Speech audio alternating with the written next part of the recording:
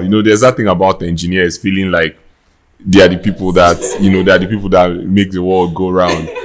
Even as an engineer, I didn't like my fellow engineers, you know, very arrogant and pompous. They feel like the most brilliant guys in the room. And most of the time, I'm like, my brother, it's only code you write to come off it.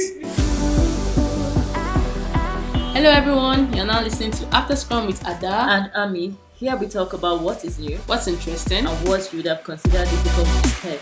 Lego.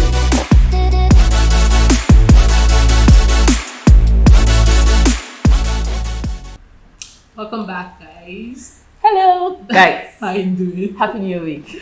Yeah, I know you guys missed us. Today is like very, very special. Yeah. We had, as you can see, we have a man. I have a third person. A man in tech, a tech man. He's not a bro because he has passed bro level. God, you know. Actually, did you ask him? Did you have this conversation? We know these things. If you know, you know. Yeah. So we have. Can you just like tell us your name, you know, and what you do? Okay. I feel like I said this during the intro video. My name is Ositadinma and I'm a product manager. So yeah, that's basically what I do. I guess there will be time to explain what all that means. Yes, we will. We would love to like really go into that. But before then, is there any interesting thing that's been happening in tech this week?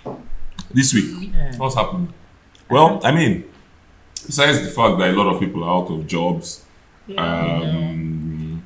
I don't think there's anything in particular. I mean, the scene has been very, very quiet for a long time. Like, of course, people are not raising money as much anymore because there's no money to But raise. you know, some people are still raising. I saw, like, I've been seeing some people have been raising. But I think most of the people that are raising are like those who Clarify, and I've seen like. And they're not just fresh out of like Y Combinator or something. No. But I just know that, you know, the number of people that are raising are, you know, fewer. I remember, you know, 2021, 2022, like every month you're hearing that these people raise their 3 million, 4 million, 5 million. It's funny, but I was thinking that like by this time of the year, that like things would be already like looking as if it's stabilizing. Like I was thinking September, October, like, you know, and we're almost in September, and I guess towards hiring season, you know, because people start to hire in this environment. Yeah, exactly. And everywhere is still quiet. Yeah. Well, I mean, like I think this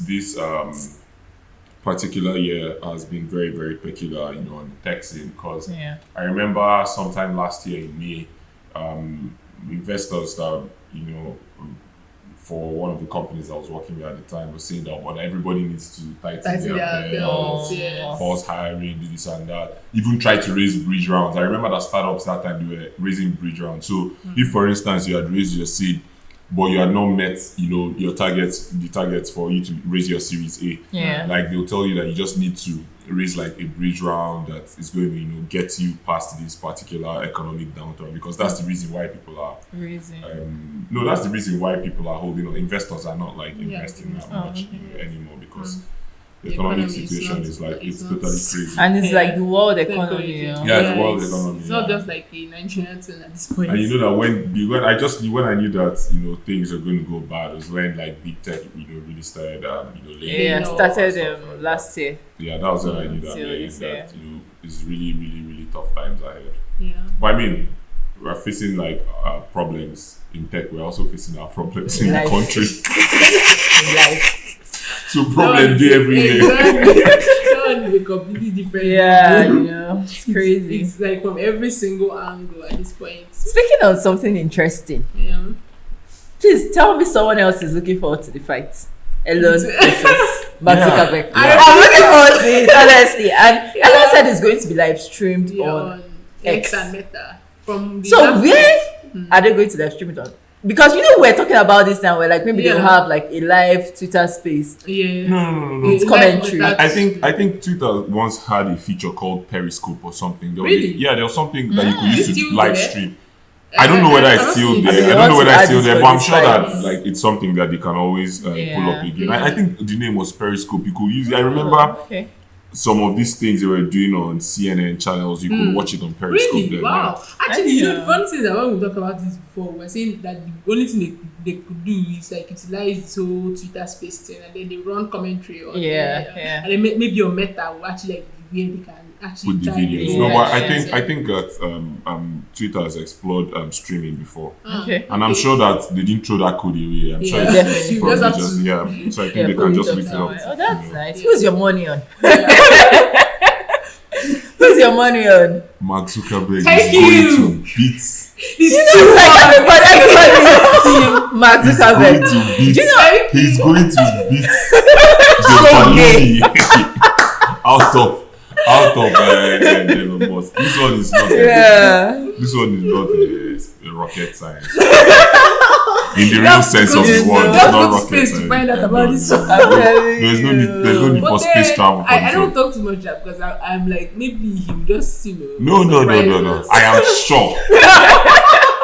I am very sure. Yeah, I'm looking forward to Oh, it. God. Honestly, I'm not betting on anybody.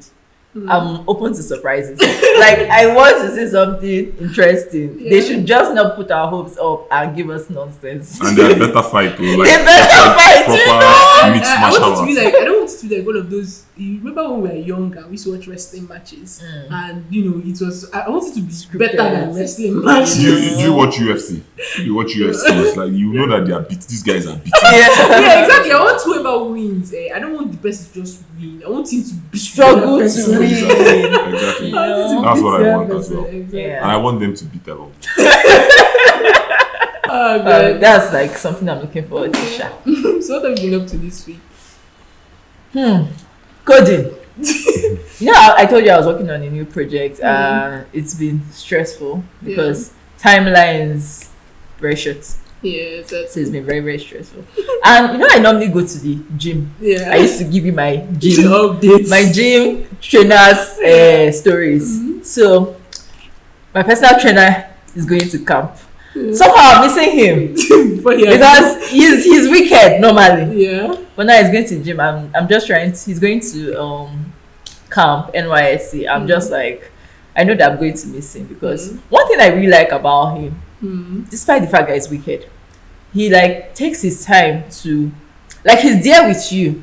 I've noticed in the same gym, some personal trainers, they'll just like tell you what to do and go, yeah. and then come and check you if you're doing. But he'll stay with you. He'll tell you what to do, and if it looks like you're doing it easy, he'll increase your weight. Wickedness. But then, But it's just the very time to go to camp. Oh. Now that they're planning to recruit 50 million.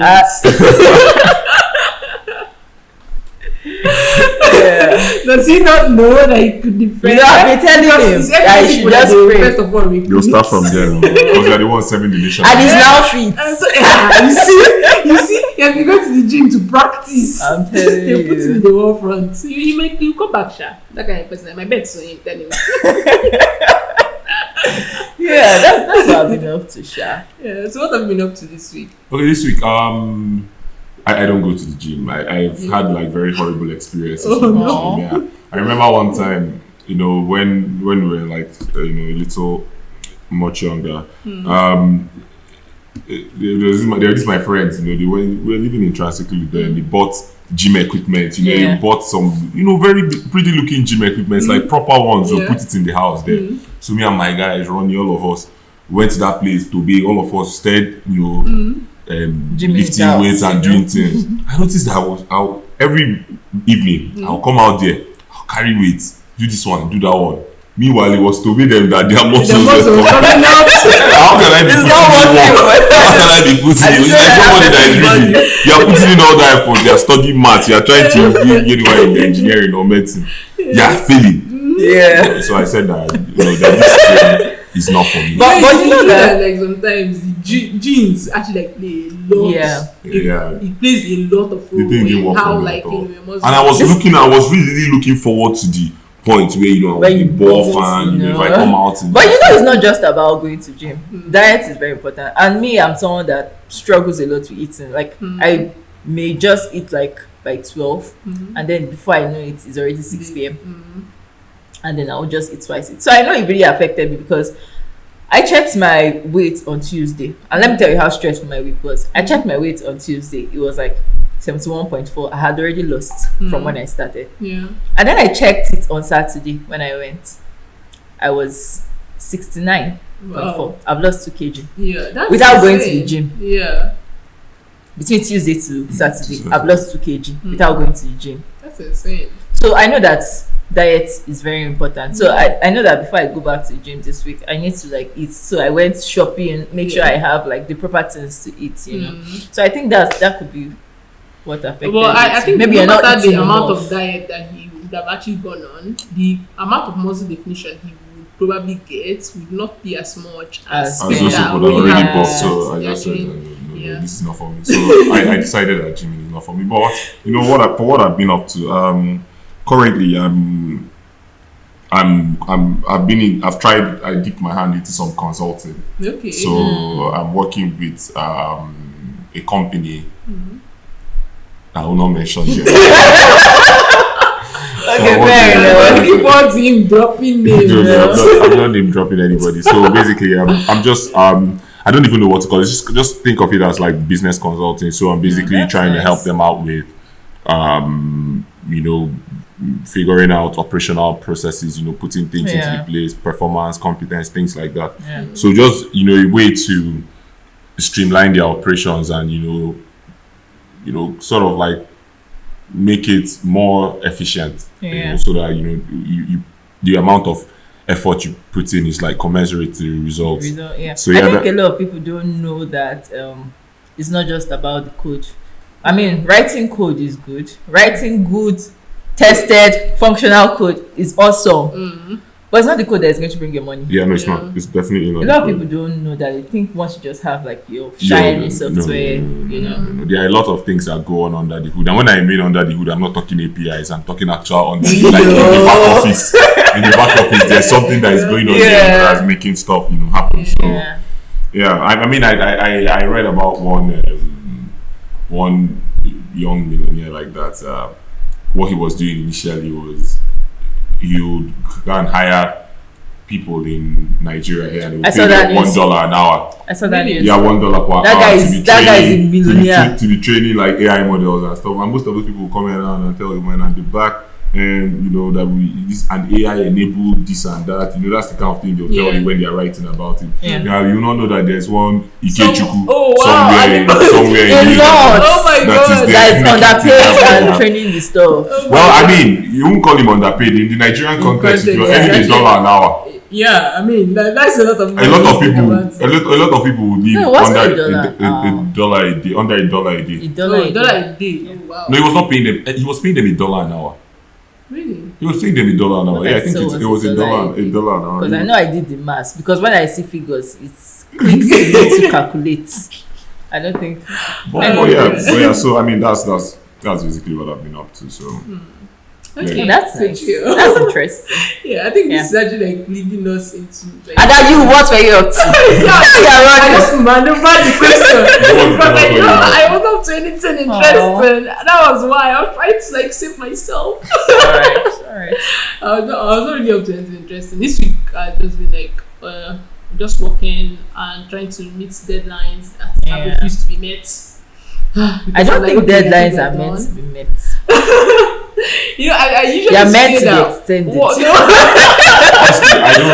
expands to fill out the time that you allot to it, right? That's usually what I say. But the truth is that this one, I've been trying so hard to fit it into the time that has been allotted to it that has refused to fit itself into it. Because you're like, running into bugs. Exactly. I'm like, okay, this is done. And then I check again. I'm like, how did I miss this? Okay, this doesn't make sense. And I do a test and then the sheet's still open. I'm like, why? Yeah. So yeah, that's just where I've been. Just tiring. But then something interesting. So I bought this Akuta series, like the complete Akuta series. Akuta is like it's this series of books that is written by Sarmas, and it's like New York bestselling list, and it's like something like so they're about to make it into a movie, and everybody's excited about it on TikTok, and I was like So then you went to buy the book so you'll be a spoiler. So that when it's out and I'm watching the movie, I can just sit down there all judgy. I'm like, oh, I already know what's like those people that came out to tell us that Jon Snow died. Good. See, do you understand how amazing it is to know what will happen? To use all that power. Yes, and to have the power to say and not, you know, in my house I'm such a menace because once they start watching a new movie, I probably already like read this stuff, right? And then I'm just going to move around there and be like, do you want me to tell you what's going to happen? And then my brother's like, no, don't. And you now beg me. But the power. People love more power. You're already intoxicated. The weird thing is that I really don't care about spoilers. Really? I'll still watch it. I really don't care about spoilers. You know when someone says, because I mean, for instance, in Harry Potter, I knew Dumbledore died before I watched it because I had already read it. Because you still want to see how did he die. I wanted to see how, you know, the thing about reading books is that it lets you do a lot of things with your imagination. Yeah. I'm telling you that the Hogwarts I had in my mind was different from what before I watched the movie. That to me, that's the real Hogwarts. Because if you see the things I was imagining, you get like you imagine it in a totally different way. Yeah. So I think that when you now see the movie, the experience is new because of course there are now visual elements to it. You get what I'm saying? So I don't really care for spoilers like that. You know, there are people that say, "No, don't tell me what happened." There's some people that used to get angry, like seriously angry. Yeah, I know people like that. If you actually like decide to give them spoilers, right? My siblings, they don't take it that seriously, but I still respect their opinion. I'm just going to like annoy them a little bit more because why you know. But the bad part about like reading a book before the movie comes out is that no matter what, the character is just not going to measure up because you built them up in your head, and then when it's not time for you to actually like, see the characters, the people that they cast, just like one of my very favorite books, Atlanta. Right, the very first time I saw the casting, I was like, hell no, these are not the people that I've seen. You have in your mind. Exactly, but then when I actually gave the movie a chance, right, and I watched it and I was like, okay, they did a good job. I cannot believe that I'm agreeing that they did a good job with the casting and actually with the acting as well, but like, you know, you just get that invested. I'm sorry, I'm just getting excited and all over the place. Yeah. So, okay, that's something nice that happened. Thank you, accent. Yeah. So we're back to you. Yeah, back today's all about you. Exactly. Is it? Yes. So today's Sunday. It's all about the Lord. All right. So I've known you for a while. Yes. How come you not introduced us? I see you don't go out. What? No. Wait, this is not the reason that you've not introduced us. It's not the reason. I see you once in a while. I think when we came for what do you call it? When I went to Genesis, that was the first time I met you. Okay. And there was one time he posted something on Twitter, and it was funny. And then I responded, and then I saw him at Uche's wedding. Okay. So you see, so we've just had minor running ins, but you've never told me that you know Osita. You're such a horrible friend. That's what I have to say. But I told you like when I was invited. Well, that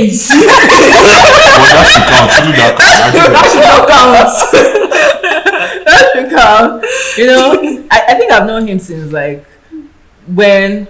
Okay, I think before you joined, he used to come to the office. And I think he's the one that brought Emeka to the office back then. Yes. So he's like an OG. Are you serious? As he has been writing code before we even thought about it, you know. Yeah. And he has like done a lot of things. Like a lot of things. No, actually, when his career is like where people like, think like, you know, want to be. Yeah. You know. I'm actually excited about actually get into the whole. Can you tell us your journey into tech? Like, yes. What did you study in school? Like, did you know that you were always going to do tech? Yes. Or you just saw some guys doing it and it looked interesting? Yeah. You know, the funny thing is that I had how do I put this? I had an interest in computers right from when I was a kid. So I remember when we bought our first computer. I think that was sometime in 2002 or so, 2003. Yeah. You know, there was this thing they were doing in computerized Nigeria. So a friend of my dad's was, one of the people running the project. So it was basically them supplying computers at like cheap rates for people. So my dad, went, bought one. It was a Pentium 3. So Pentium 3 computer, big white, monitor, system units, and keyboard. The reason I know about Pentium 3 is that's what they say. This is insult some people that they be like your brain is functioning. And the weird thing is that at the time, it was the only computer that I had come in contact with that was faster was the Pentium 4, and the Pentium 4 I think it had just come out, or maybe it had been out, but it wasn't very, very popular around here. So I remember then I used to play Grand Theft Auto. You know, horrible experience. There was this my friend. I think he had the Pentium 4, so you know, on his own, it was fast. It wouldn't be stitching and all of that. But you know, on our own, it was a little bit slow. It gets, you know, very stitchy, and sometimes it will just hang. Sometimes you'll be going on a mission and you see your guy, he'll start, you know, he'll start jacking and stuff. So, you know, we got that computer then, and we used to play Vice City on it. And you know, after a point, I was like, man, I'd like to create something like this. You know? Nice. I never went into game programming eventually, but game development. But yeah, it is what it is. So, you know, I started, you know, bugging my dad that, man, I would really like to learn how to you know, do stuff like this, write programs. I didn't even know it was writing programs. Yeah, that was what it was called.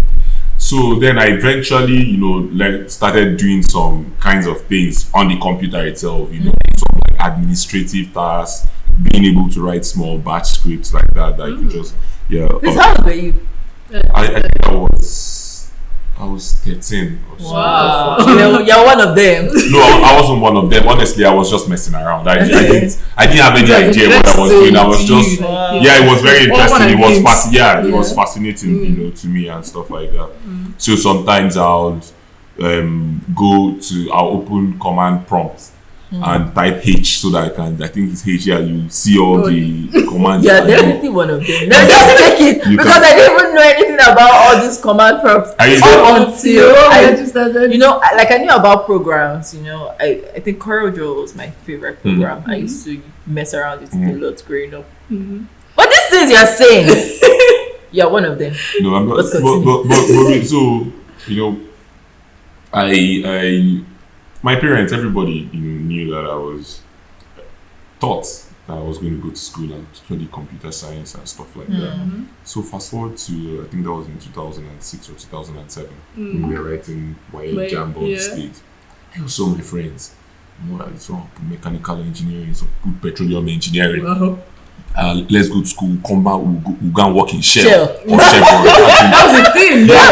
He said it was a thing. It was a big deal. That was the life everybody was aspiring to be an oil worker. Do you get it? Because I feel like that's the legit thing that you could do at the time. That's because I consider politics illegitimate. But that's by the way. So, but the general idea was that if you wanted to have money, you know, the kind of money that you wake up one day, you'll be driving a Prado, you have a driver, you're living in Lekki. Then it wasn't even Lekki, it was VI and Ikoyi. Later we'll talk about like how interesting that switch, how fast that switch happened, right? I don't even realize, right? So, or in Port Harcourt, you're living in Transamadi, you know, that kind of thing. So even worried then. Yeah, or you wanted to live in Warri and stuff like that. So I was like, man, I can't live. It ain't now be that my mates are now planning their future. Me looking inside computers. Yeah, it was peer pressure. So I put petroleum engineering. You know, for my jam. My parents drove down to my school. They said that they know me very well. That it cannot be. Yeah, that this is not consistent with the things that I've been saying. Because every time people ask me what I want to be, I say I want to be a computer engineer. This one, you know, and he used to fascinate everybody. Then, like somebody, because it wasn't the normal doctor, lawyer, then I did engineer, you know, those kind of things. So I don't know. I found a way to convince my parents because my parents, they are not the kind of people that will tell you must do this, you know. So I put it there, and you know, as things would happen, I didn't even get petroleum engineering. So they gave me polymer and textile engineering in Futo. So you know how it was then. Now you tell you just go and study it. You know that engineering is engineering. When you come out, I said that this thing is not going to work. But and then that was the first time that I got into a place, and that was this thing. What do they call them? The minority. Yes. You only see that you walk into a place and you are the oppressed people. You are the bad people that are telling you, look at these guys. The people we know too savvy. Yeah. And coming from a place like I used to be one of like in my class, one of the most brilliant people. So I now got into university. You go see you know, now it's in your department that they have the people with low self-esteem.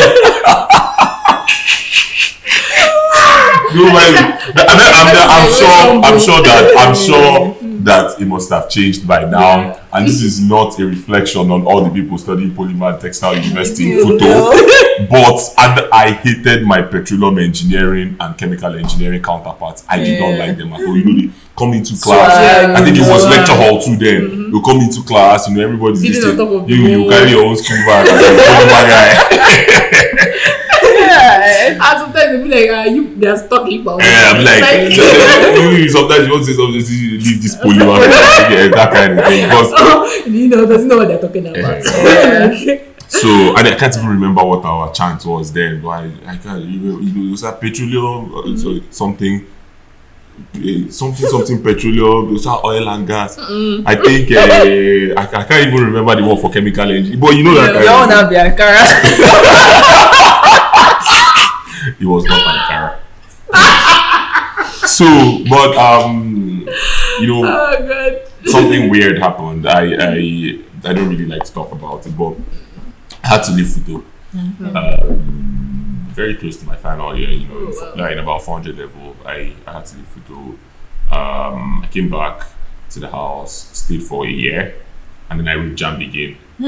Yeah, and went to study computer science in Unizik. Wow! Yeah, and I like. I went to Unizik. Oh yeah, great people go to Unizik.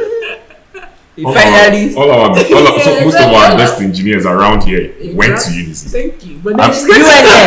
No. Let's not do that here. I want us to do that here. Let's not. Both of our best engineers went to Unizik. I can't talk a lot about for real. Around them. And I know that founders in this circle. Hey. Engineers. Calm down. I don't know engineers. Are we not all the same engineering crew? Please, let's not do this. Let's leave that too. At least I know that one of you is best engineer. Let's just know it. Let's leave them to see what they want. Well, I mean, there's no need for this argument. Yes.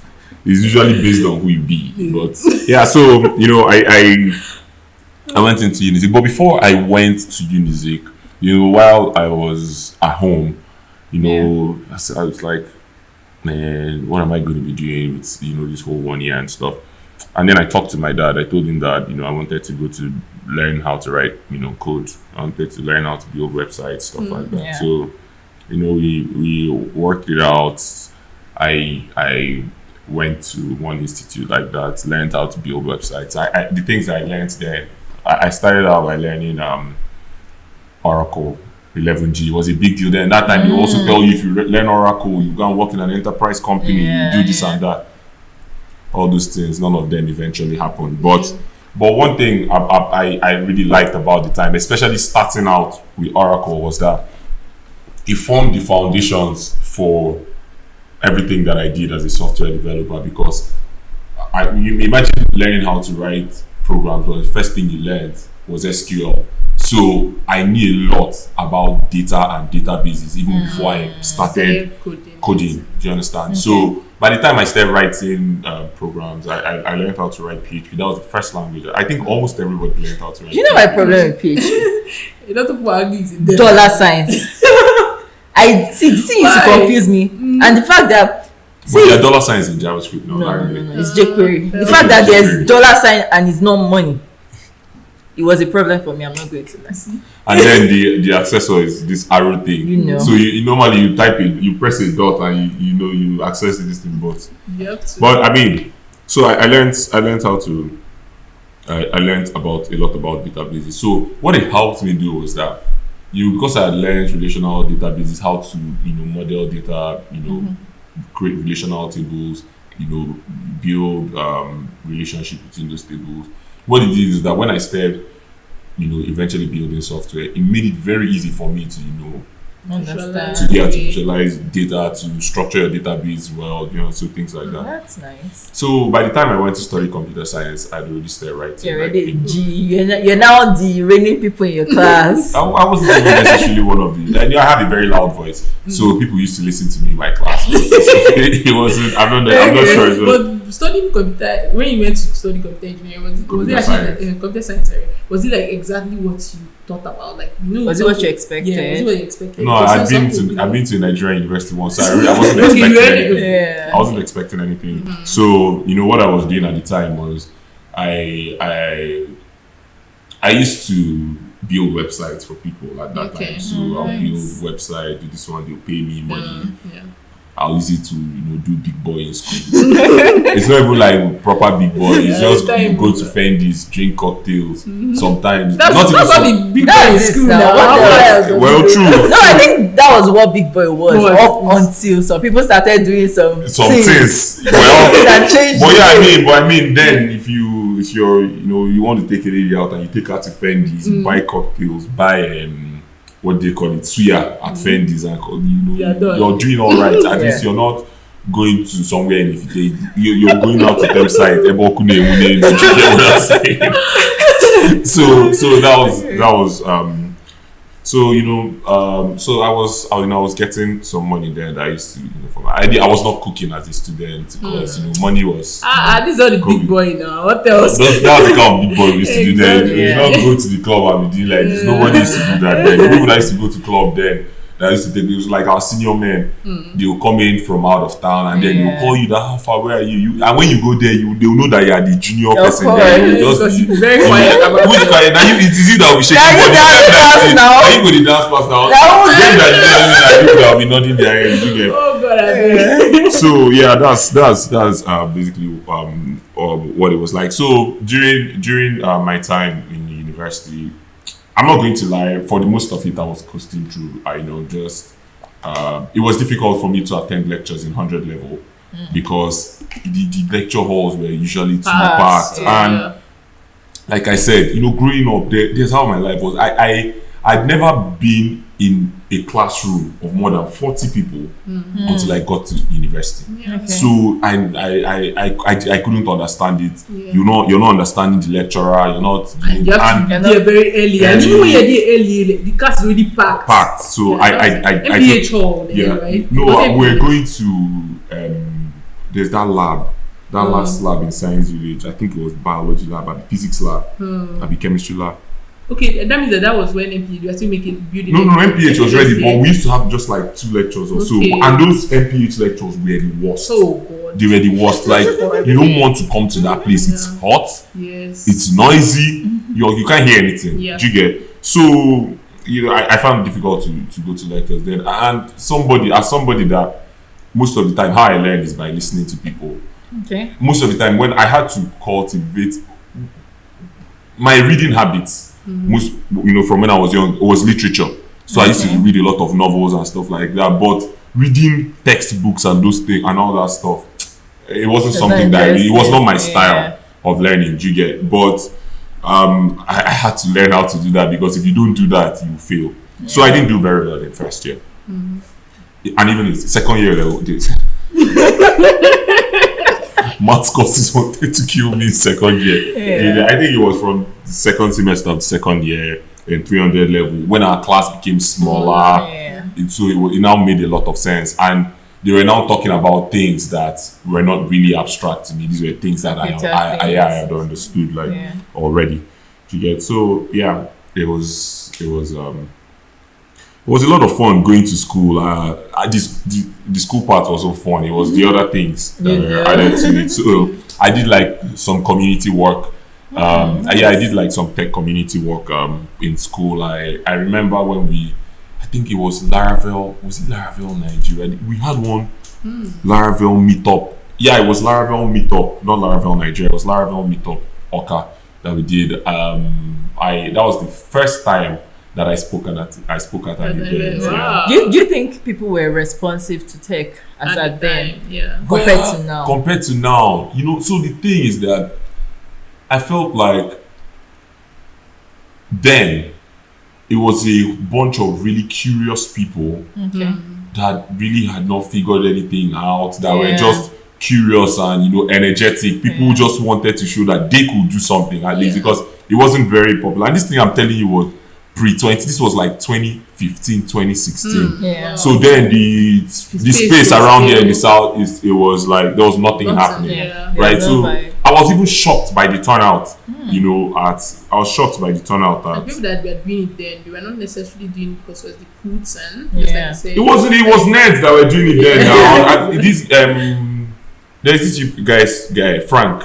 Frank was one of the people. Frank, this Dube Muriag, I don't know if you ever met him. He was there at the time, and Kelechi Benny, I think he used to be Frank's best friend. I don't know, but yeah, they were. But I met Frank in music. Oh, yeah.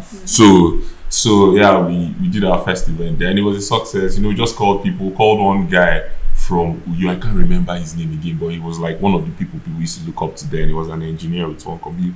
He was one of those people that started doing remote work early. He seemed like a middle-aged kind of person, or maybe that's just his look. But yeah, is it Marquesian? No, Marquesian. I can't remember his name anymore. It's not Mark. It wasn't Mark. So I mean, you know, we started out with that. I tried to do some things. I can remember teaching at Galitech. There was this thing in school. One of the lecturers then had this institute. Did you know Galitech? But yeah, so we used to go to the digital library, computer lab. I can't remember which of them. So I went to teach there part time. I was teaching people how to write. So you've been really C# into and stuff. community building. Yeah. So that was basically. But I mean, that was how, you know, my own journey into tech started. So yeah, I wouldn't say that I've always known. Okay. But I think that the signs were there from when I was a kid. You're curious enough. Yeah, and then even when I deviated and went astray, life had its own way of bringing me back to that's quite the story. And it's interesting that, like, you know, over time, I mean, you introduce yourself as a product manager, not even as a software developer. So it's interesting to see that you actually came from a background where you actually started coding, you are building websites for people, and then you evolved from there down to, when did you decide, okay, you know what, I've had enough of this coding, all this people's PHP nonsense. So the thing was, in 2016, I went to do my IT at Tennessee. Okay. Tennessee were the major player. Big guys. They're the big guys. I think they still are the big guys. Yeah. You know, when it comes to tech in the Southeast there. So I went there for my IT. So that was the first time I was, you know, introduced to, you know, things around working on a team. I even saw that there were like many other different ways you could, you know, build software and stuff like that. But then I was using MySQL, and that MySQL self is just put your database together, structure it. I didn't know that there were like deeper things that you could do and stuff like that. So when I got there during my IT, I learned how to write C#. And then I met some really like amazing engineers then too. So they taught me a lot of stuff about actual software engineering, you know, not just being able to write code and you know, stuff like that. So the first time I actually did, because then OOP in my mind was just object-oriented programming. I could explain it, abstraction, inheritance, polymorphism, this and that. Yeah. But when it comes to that, to actually OOP, you know, the OOP, your OOP will not be OOP. So I met like really amazing engineers then, and at the end of the program, I was intern of the year. Nice. Yeah, I was intern of the year, so came with automatic employment. Nice. And stuff like that. So by the time I was leaving school in final year, you already had a job. So I literally finished my exams on Thursday, and I resumed work on Monday. Wow, that's because what I did is so that's exactly how it was. So by the time I came back as an engineer, you know, I started working on the team at Tennessee as an engineer. I don't even know what to say engineer, but as a junior engineer or a developer, whatever you'd like to call it. And but then we're having, like, in Tennessee there was this like talent acquisition and retention problem that they were having at the time. So I was just, you know, one evening like that. So my boss walks up to me and says that we're having see the problems that we're having, that he thinks that he wants me to figure out a way to solve, this problem. We already had like an internship program, but that they needed to build it in a way that, by the time people are done with it, they have enough skill to become entry-level engineers and things like that, and you also to find a way to scale it. And thus started my journey away from engineering. Yeah. So I started, I wrote code professionally for about 7 to 8 months. Like as a professional member, like a member of the software team. So I pulled out and I became program manager for what would later become one of the most important things that I've done in my life. It's called Learnable. So sometimes I walk into GDG conferences, some places like that, and I see that almost all the people that are doing like some of these things are people that pass through that program. That must feel very it usually feels very good. I know people always you walk and they say that's Ayamatanga and things like that. So that was how I started moving away from code. But while I was a program manager for the Learnable program, I was still doing a lot of coding because it's not like now where there is a team built around this team. That time it was me running almost everything. So I want to build an application form. I'll go and build it myself. I remember when the first time we wanted to change the application process, so that we can focus on behavioral and personal skills and things like that. I had to build like a whole system that would collect people's forms. I even designed that form, the information to collect things like that. I had to read a lot about hiring processes, things to look out for. So I think why I say that was one of the most important things that I've done in my life was that it helped me acquire a lot of skill across the board, like project management skills, research. I even designed the curriculum by myself. That's the thing about working in a startup. So you're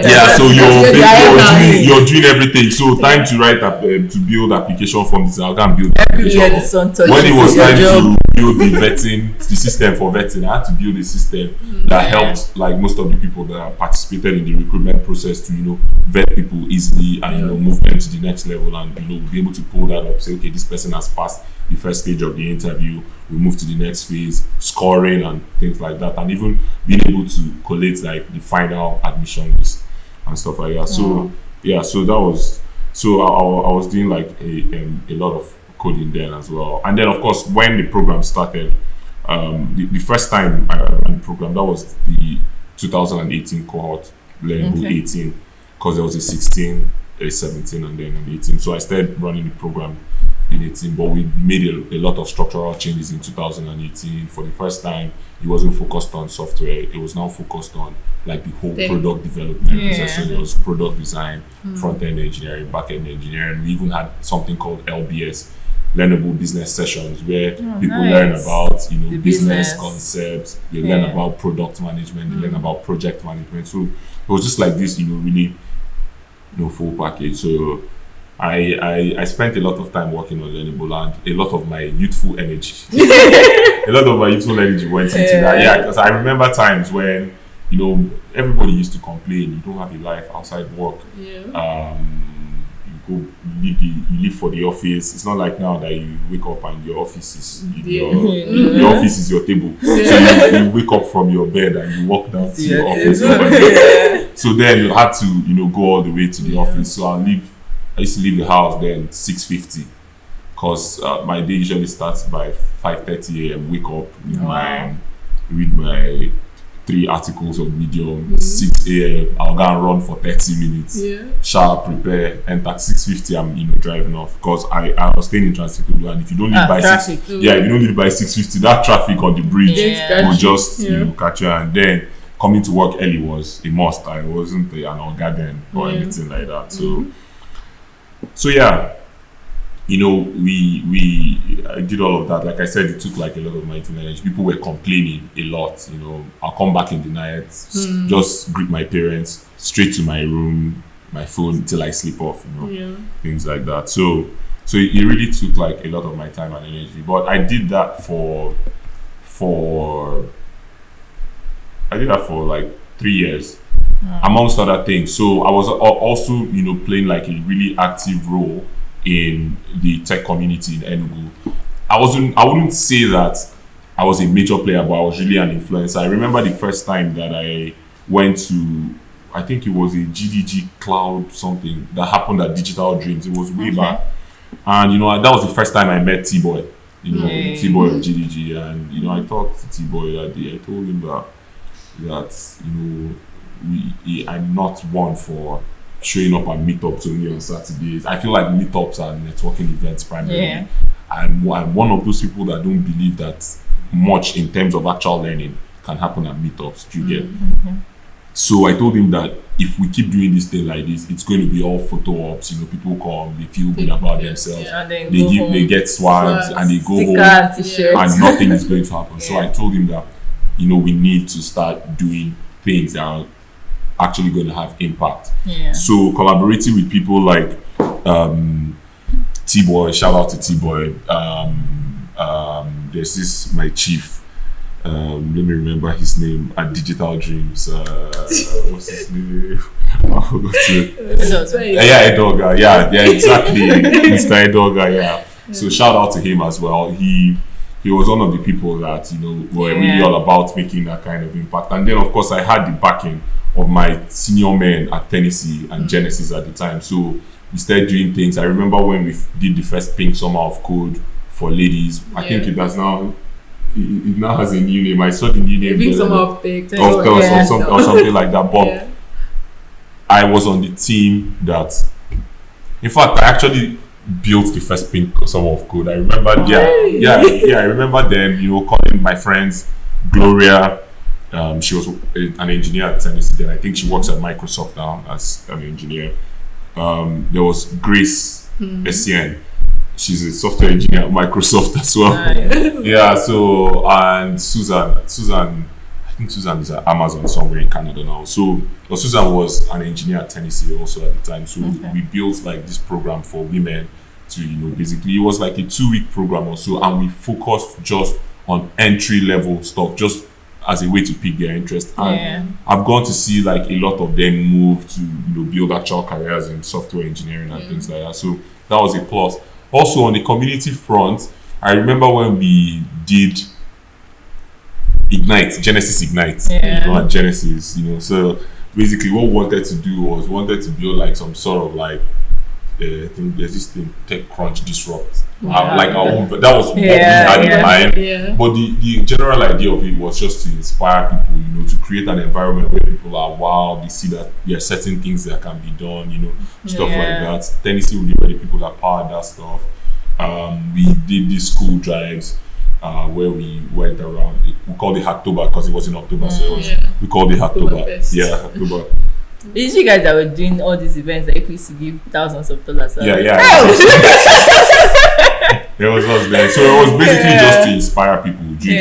So we went to. So it was now very interesting that when we now went back into schools, a lot more people were now really into the whole tech. So like how did that change? How did you like? Because I knew that when I was in school, it wasn't a thing, and it wasn't even cool. Yeah, exactly. Yes, no, it wasn't cool. It wasn't cool then because, well, let me not say this, but it was not a cool thing. I think generally it just not. It wasn't cool. Like it was the nerds. It was the nerds that were doing it and stuff like that. It became cool. Yeah, and so I was very, very, very, surprised. We got back to school. A lot more people. I went to UNM. I saw that they had raw hub. You just see like young boys every day, their glasses, coding with their bad laptops. It's not like now that every Tom, Dick and Harry has a MacBook. Then you see people with like, some of them they're using masking tapes to hold the hinges to fall apart. You try to build or run your code. You wait, maybe you go and buy lunch and come back and sit down. So but a lot more people were interested. The turnout for October was amazing. We went to Unizik, we went to like major universities in the southeast. We went to Unizik, we went to Umudike, we went to UNN, we went to ANSU, that's COOU as it's called now. I think there was a fifth school, ESUT. We went to ESUT. So we went to like 5 or 6 schools. It was like a competition. I think first level won 100,000 at the initial stage. So 100,000 for the winners at the school level. Then I think it was 200, 150, 100 for we gave out like about $1 million to students, just like to encourage them and make them feel like this thing that you're doing is like that there's something in it. You understand? There's a potential for you to make a living out of it. And then doing like more and more editions of the Learnable program, so that there was generally more interest. But I think also the whole industry in Nigeria was evolving. People were already hearing of the things. 2016. People were hearing of all the things happening at CC Hub, Andela. So Andela was I remember that there was a time I applied to be campus ambassador for Andela. I didn't get in. They ghosted me. So. But they didn't know the things you're doing. No, maybe there were just other people that were better than I was. But so I doing all of that, I saw that the quality of people we were getting, it was improving. More people were interested in building careers in tech and stuff like that.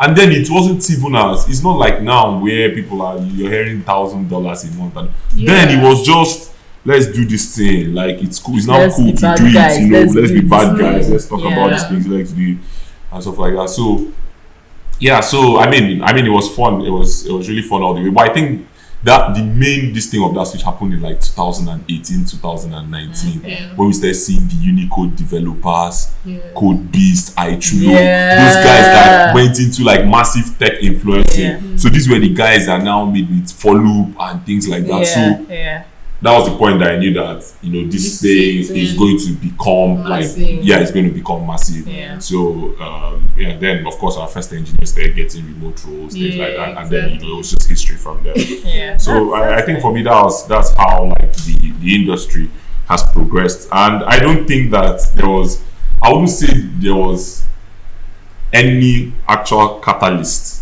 that did it on its own. It was a lot of different things happening at the same time. So and people were just keen into like many different things. So that means like you decided, okay, you know what, I want to become a product manager. It wasn't something that you actively thought about. No, I didn't actively think about. And even at this point where I was doing the learning program, it was just mostly me being a program manager for something. I became I went into product out of a need for it. So we wanted to build a software development agency in Genesis at the time. So being the guy that has proven that he can do things that are new, that he can figure out how to do new things. So I had to go and learn all the things that had to do with product development in general. I want to ask you, I said this thing and you were like, what's the difference between product management and project management? So think of it this way. As a project manager, you are responsible for delivery. So you guys know what you want to do. Now you're now responsible for ensuring that thing is delivered.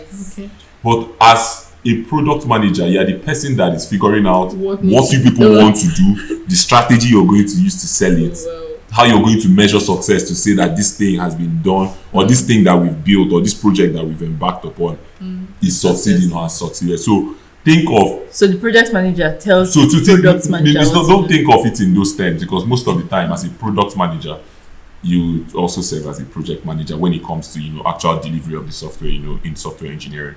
But think of it this way: a product manager owns strategy and success. A project manager is primarily focused on delivering within budget and time frame. Okay. So think of it feels like the product manager has more work to do. The product manager. Yes. I don't know about more work, but I know that you're the one doing the strategy, doing the every kini. I was thinking that so that means that the product manager works somehow as a business strategist in this case, and also works closely with because the development team. The development team, and then also like the sales people. So the thing is that the way companies and products are being built today, most of these companies are now product led.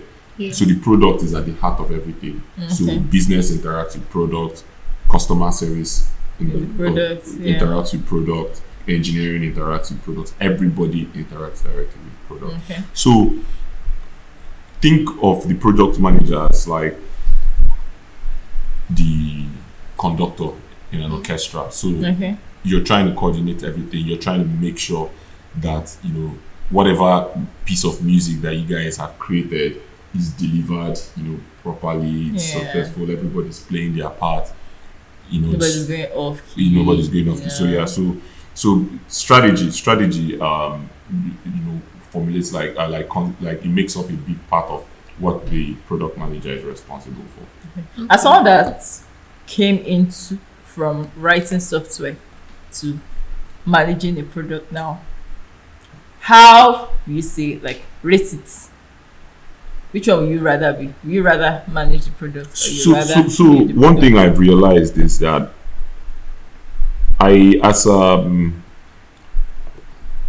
I've always been someone that I like doing a lot of different things. It's just in my nature. I've always found it difficult to specialize in something. Okay. I'm mostly someone that likes to do this part of it, do this part of it, you know, figure this out, do that, you know, curiosity and everything. So I would say that honestly, I prefer product management because it exposes me to a world of knowledge and things you get. So I mean, all the learning I had to do around even things like copywriting, UX design. So those things, I find them very interesting. Even marketing, data analytics. So these were things that as an engineer, I wouldn't have known. I would have just been there, you know, writing my code and stuff like that. So choosing I think, whether to use Vue or React. exactly. So I would say that, you know, product just suits my kind of person. It's my kind of thing. And you know, with everything that I've been successful at, it was just like that. So from community work, taught me a lot. You know, it's basically you doing a lot of different things. Program management, you're doing a lot of different things. Sure. Being someone that actually like seen other people through those stages, how would you, or like, what advice would you give someone that is like looking to go into product management and, you know, trying to get started? How to get like the first jobs and things like that. So the thing is, and this might be a very unpopular opinion, but I've always seen product management as something that you transition into. Okay. I've always seen it. That's how I feel about it. And I usually advise people, it's going to be better for you to start with something that you can be a specialist at. So it could be product design, UX design, UI design, things like that. It could be data. It could be engineering, right? So I just feel like it's necessary. Most of the other things that, you know, have to do with product management are things you gain through experience. Okay. You know, I don't. Yes, reading books are important. You know, reading books about strategy, reading books about how to do your market, or reading books about how to do design sprints, reading books about. But it's when you start doing those things, when you've experienced it, you know, over and over again. Although I've seen people now that I think it's easier now maybe to get into it at a junior level because it's easier now because most teams now most likely have a senior PM that you can shadow and see, you know, some of the things that this person is doing, how they are doing it. So they are going to be assigning tasks to you. You're going to be doing maybe operational tasks and stuff like that, while you watch how, you know, they do things around strategy, product discovery, and, you know, product success. Do you get? So I mean, my advice is that I think the first thing I tell everyone is, one, start out with something that is technical and hands-on. The second thing, be as curious as possible. Know how to be curious, know how to find information, know how to ask questions, know how to do research. I mean, these are the things that will save you. Okay. So how do you determine like a project is successful? Like, you have a project now and you have so many different characters of people that you don't know that you're going to work with. How do you like determine how this project will be successful, and what are the things that you do to ensure that village people will not when the project is done, how do you say, okay, this is successful? So I'll start with this. First things first, there's something called, I mean, it's just being able to measure success. So there are a lot of ways to measure. There are a lot of frameworks for it. So there are OKRs, There are KPIs, there are a lot of them, to be able to measure your success. So the thing about measuring success with product management is that you define something called the North Star. The North Star is like, it's like that. If you think of a North Star as, when people back in the day, when we didn't have compasses and stuff, so there's a star that they're looking at that they are following, that it helps them to navigate and know where they're going and stuff like that. So the North Star is basically like your goal or that vision that you have for your company. So you're figuring out ways to ensure that you are going in the right direction. So that's what measuring success is like. So before you get started on the project or the product, or before you start building the product, or even when you're delivering it, you're going to say, when it has been built and you're delivering it to your users, you're going to say, how do we know that we are succeeding? Yeah. Now, these things are going to come from goals you've set, during your strategy sessions and all of that. So if, for instance, we say, like, let me use an example of Google. So Google now, we're saying that we want to be able to deliver daily delivery of, do you maybe have 2,000 daily deliveries, right? That's the goal. That we want to achieve it in the next 3 months, right? So you're going to look for like other metrics. So for you to be able to, you're going to tell yourself, for us to be able to deliver or make 2,000 deliveries, we need to have 20,000 people sign up. Yeah. From all those 20,000 people signing up, we need to adopt maybe like 10,000 of them that would be ordering 2,000 times daily. Yeah. Do you understand? So you're going to figure out what all the metrics you are looking out for. So these are the indicators that you're succeeding. So you now start monitoring all those data points and you're checking them. So if people are signing up but they're not, you're not adopting them, or what adoption means is that when someone gets onboarded to your platform, you say that they've adopted the product when they actually use it. Yeah. So there are a lot of metrics. There are daily active users, there's user retention, user engagement. There are a lot of metrics, acquisition metrics and retention metrics that you can use. So basically you're monitoring those things to say, and of course these things are metrical, they are numbers. So you're saying, if we get up to this, we can say that we're actually meeting our target and stuff. And you see how all those things culminate into the actual North Star, which is your goal of 2,000 deliveries per day. Oh, that's interesting. Yeah. That's interesting. So and then for your own question about, I believe that what you're talking about is majorly when it has to do with the actual software development, the building of the software itself. One thing I've realized is that people underestimate collaboration.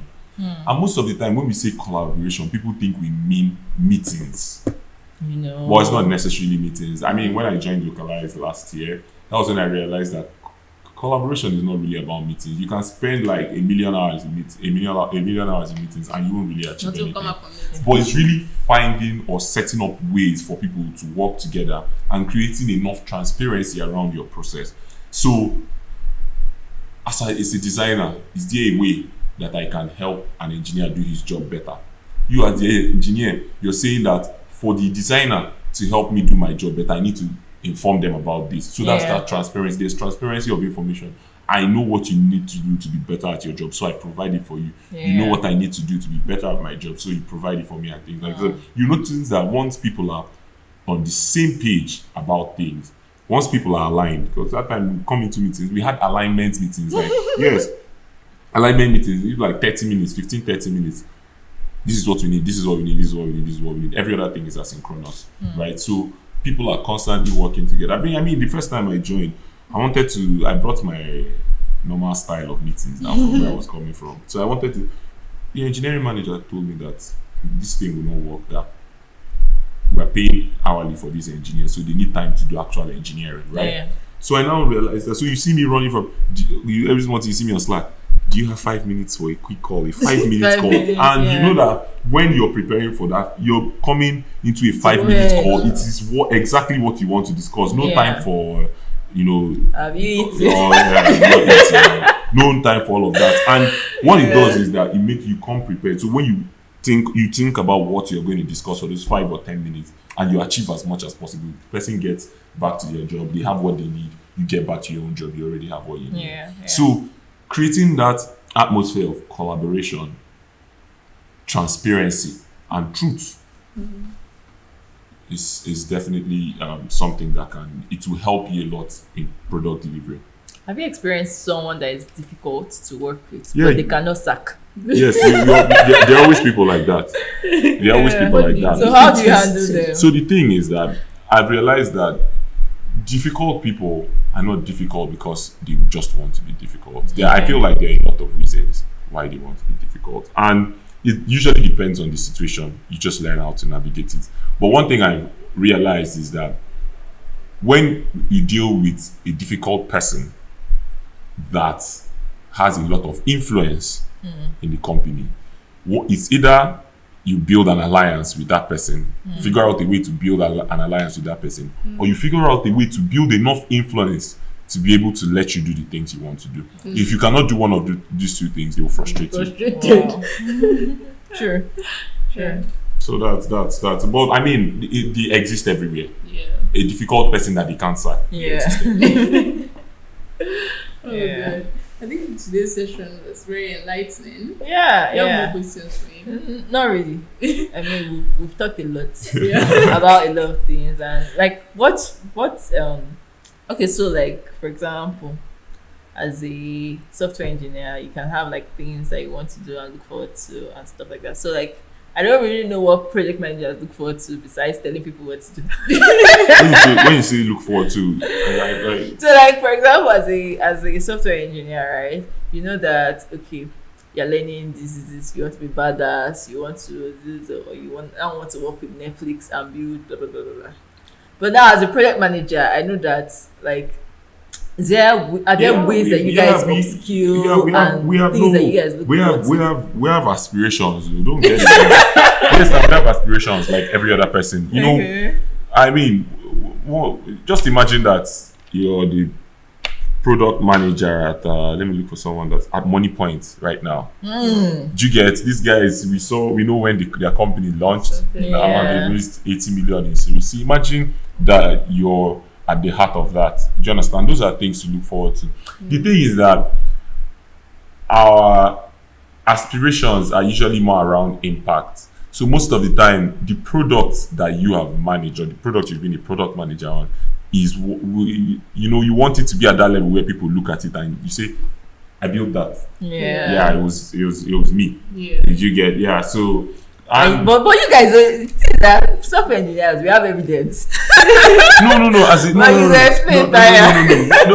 I think that yes, it's difficult for you to find something tangible that a product manager does when it's on the team. Yeah. But the truth is that when you now look at a successful product, nobody's going to look at Bolt now or Uber and say, the engineers of this product are mad. Yeah. Because the engineers are just there writing code optimization. But there are a lot of things that are happening that don't get me wrong. There's nobody that will say, the product manager of this thing is good. But somebody will say Bolt is a good product. Yeah. And you know that you're responsible for that. Yes. Those are the kind of things that make you feel. And then of course, when you're hitting your metrics like this, you feel good about it too. Those ones, when you look at your dashboard and you're seeing your chat is going up. Yes, you're seeing your revenue is going up, user acquisition is going up, retention, all engagement. You feel good. You wake up in the morning one day, you notice that like half of your it was saying this afternoon that many people had stopped using. You understand?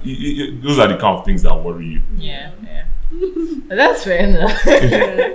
That's fair enough. Okay. But I just but this one is just as a side note. There's that because of this thing you say now. There's that thing about engineers feeling like they are the people that make the world go round.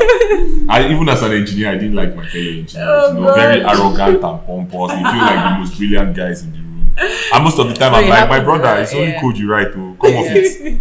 That's why I love engineers. Sometimes, if they just switch from engineering to building a product, I find it hard because sometimes you think it's all about building a good product, or writing proper code and do stuff, doing Then stuff when like you want that. to scale and you have to manage people and you have to manage expectations, you have Processes. to manage processes, investors. Then you now realize that it's a whole different ball game. Yeah. And then I even think that when it comes to things around product design and stuff like that, they're really the difficult parts of it. Like very very as difficult as engineering. Yeah. Do you understand? But the thing is that because the job of an engineer happens day in day out, you can measure it directly in terms of my code is written this way, it's bringing out this API, it's connected to this it's not failing. it's not failing. So people are but the things that the product designers do or other members of the team, I believe that they are very very significant, almost more significant than engineering, honestly, because when you will know how important UX is when you use a bad product. And I'm sure that all of us in Nigeria, at least if you encounter one government service that is online, you know. First of all, they have to be online first. Yes, so you know, but when you encounter those ones that they've put, so when you've encountered those ones that are online, you know why you need a product designer, because it's just chaos. It's a total catastrophe for most of them. And I've used a number of them. You don't want to. I think they do it on purpose so they can do it again. Collect and add it to the budget. But it's been amazing having you. We had like an interesting conversation, and I think I learned a lot because there's so many things I didn't know about projects and products management that I didn't know, and I know it now. And I think our listeners have learned from it too. So if you want to follow you on socials. Okay, I mean my handles on social media is the same across social media. It's I am Atanga. This was me that That sounds like going to the Lion King. No, it's a character from a movie. Did you know Mount Zion Films? Mount Zion Films, Mike Family, all those Christian films we watched as children. So there was this one. Ultimate Power. Yamatanga was this really powerful demon. There was this really powerful demon in the movie. Like, he comes in front of the world and shout, I think I remember. And he'll disappear into a wardrobe and come out in the kingdom. Yeah, for real. So I was very fascinated by that. By principalities. Yes. I like to think of myself as a principality. Okay. Not an evil one. Okay. That still stands to be seen. Alright, guys. You guys should follow Ayamatanga on Twitter, Instagram, wherever, Snapchat, TikTok, everywhere. It's the same thing. Alright. And don't forget to follow After Scrum. Facebook. We're on Facebook, yeah? Twitter, Instagram. Follow us and subscribe to our YouTube channel so that you can keep seeing interesting people that we have on our channel. Thank you guys so much and see you in the next episode. Bye.